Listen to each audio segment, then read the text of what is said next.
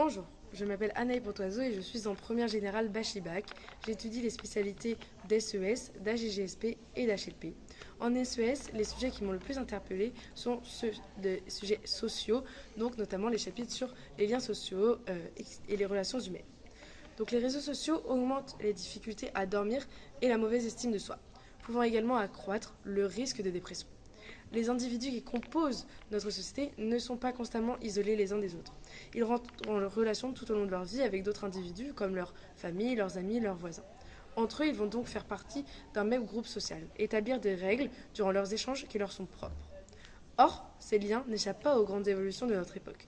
Suite à ces évolutions, beaucoup pensent que les réseaux et l'ère contemporaine ont fragilisé les relations humaines. Les mentalités évoluent. On parle de plus en plus de diversité, d'inclusion, d'individualisme ou encore de nouvelles formes de sociabilité. Nous nous demanderons alors comment l'ère numérique et l'évolution des mœurs transforment-elles les liens sociaux aujourd'hui, notamment lors de notre quotidien et à travers nos interactions. Cette question sera donc traitée avec un point de vue porté par toutes les générations, mais qui traite aussi de ma propre expérience. Tout d'abord, nous étudierons les renforcements des liens, puis ensuite les affaiblissements, pour ensuite se pencher, aborder les transformations ambivalentes sur certains points. Les mœurs évoluent au fil du temps, et cela grâce à l'arrivée de nouveaux outils. En effet, l'une des pensées les plus présentes dans notre société actuelle est le féminisme. Cette cause pour laquelle les femmes se battent depuis déjà plusieurs siècles, en passant par le texte de loi, l'écriture d'essais, et maintenant se dévoiler au monde entier avec les médias ou les réseaux sociaux a pour but l'égalité pour tous. Et pour pouvoir manifester leurs pensées, les féministes vont donc s'associer et combattre pour leurs droits et leurs devoirs. En effet, certains mouvements sont utilisés pour faire partie de ce groupe, comme le hashtag MeToo. Donc suite au développement de ce mouvement, les personnes considérées comme marginales aussi dans notre société sont de plus en plus reconnues et intégrées, comme les personnes LGBT ou les handicapés. Les nouvelles technologies ont aussi amélioré l'accès à faire partie de groupes. En effet, comme le féminisme l'a déjà fait, participer à des actions caritatives, comme les dons à certaines associations, sont favorisés aussi.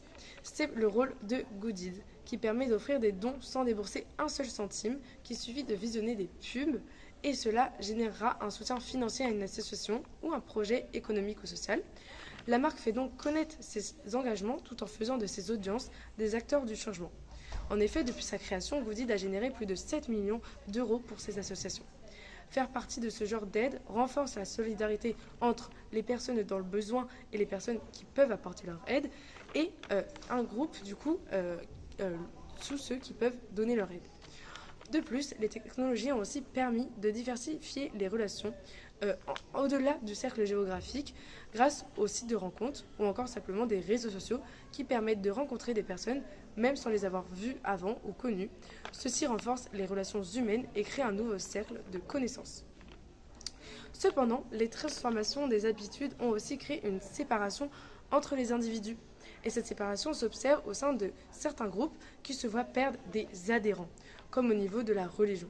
La revendication d'autonomie n'a pas cessé de s'élargir du côté aussi bien des femmes que des hommes. Cette modernité est celle donc à laquelle l'Église se heurte, qui fait échapper la société à l'emprise de l'Église et va donc casser les liens à travers une communauté. C'est ce qu'on observe avec à travers les baptêmes, donc qui a chuté depuis l'an 2000. Donc nous passons à 400 000 baptêmes en l'an 2000 jusqu'à 250 000 en 2016, selon une étude de l'IFOP. Il y a donc une évolution des idées du côté de la société, mais pas du côté de celui de l'Église et de la Bible. C'est pour ça que certains s'en détachent. Un argument souvent utilisé par l'ancienne génération lors de ces débats est les réseaux sociaux. En effet, les jeunes, mais aussi de nombreux adultes, scrollent durant des heures et des heures en restant passifs. Avec la montée fulgurante de ce genre de moyens pour partager son contenu, les individus ne peuvent plus s'ennuyer et vont donc couper toute relation en présentiel. On parle de réseaux du coup illusoires, qui qui font croire qu'on est attaché à un groupe, mais qui sont derrière notre écran. De plus, il y a les marchés en ligne qui ont été créés pour ne plus se déplacer et donc faire son shopping encore tout en scrollant. D'un autre côté, les évolutions ont aussi une double transformation. En effet, parfois les changements sont ambivalents grâce aux réseaux qui montrent la diversité de notre monde. Les différences sont assumées. Il y a des idées qui sont de plus en plus valorisées et la diversité de ces idées nous montre par exemple de nouvelles idées comme le masculinisme qui s'oppose littéralement au féminisme. Donc les masculinistes qui ont des pensées donc misogynes, sexistes, se rassemblent sur les réseaux pour se prodiguer des conseils. Cependant, ces groupes vont créer une séparation entre les hommes et les femmes. Ces idées évoquées par les masculinistes sont une opposition à la liberté des femmes, comme je l'ai déjà dit avant. À l'inverse du féminisme, le masculinisme tue. En effet, en janvier 2020, en région parisienne, Michael Filetas assassinera son ancienne compagne à 80 coups de couteau, qui s'appelait Mélanie. Celui-ci, qui avait une chaîne YouTube sur les réseaux, donnait des conseils de drague et donc donnait aussi des idées misogynes et sexistes. Cependant, ce ne sera pas la seule à être victime et agressée par ce genre d'individu. Un point que nous n'avons toujours pas abordé, ce sont les jeux vidéo. En effet, aussi très contestés par les adultes pour leurs enfants, car selon eux, ils coupent du monde réel et sont trop violents. Beaucoup d'enfants vont donc se reconcentrer sur leurs jeux vidéo et vont passer pendant des heures et des heures à jouer parfois dans le noir et à ne plus avoir aucune relation avec d'autres individus. Cependant, ces relations ne sont pas totalement coupées. En effet, avec l'évolution des moyens de communication, il est possible de jouer en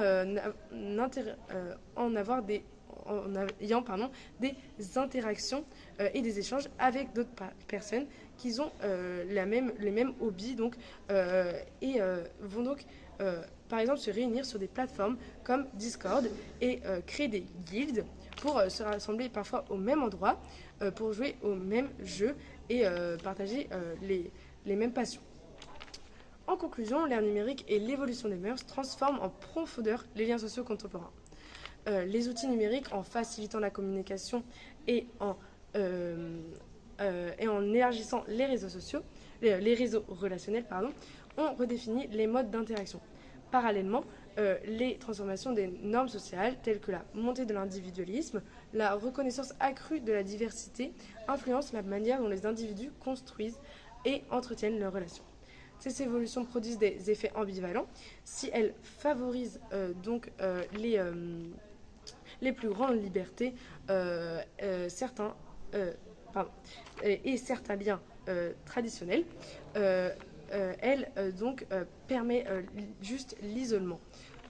Ainsi, les liens sociaux d'aujourd'hui sont en perpétuelle recomposition à la croisée du progrès technologique et des mutations culturelles. Merci de m'avoir écouté.